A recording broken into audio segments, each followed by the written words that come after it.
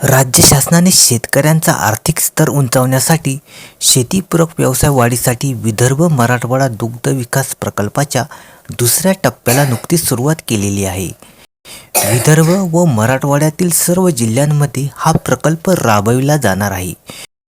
उच्च दूध क्षमता असलेल्या दुधाळ गाई म्हशींचे 50% अनुदानावर वाटप केले जाणार आहे.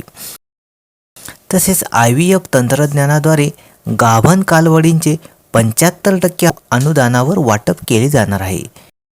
कडबा कुट्टी यंत्रासाठी 50% अनुदान देखील देण्यात येणार आहे आणि फॅटवर्धक खाद्यासाठी 25% अनुदान देण्यात येणार आहे. 100% अनुदानावर वैरण बियाणे पुरविण्यात येणार आहे. तसेच मूर घास निर्मितीसाठी प्रति किलो 3 रुपये अनुदान देखील देण्यात येणार आहे. पशुपालकांनी या सर्व योजनांसाठी vmddp.com या संकेतस्थळावर आपली नोंदणी करून घ्यायची आहे.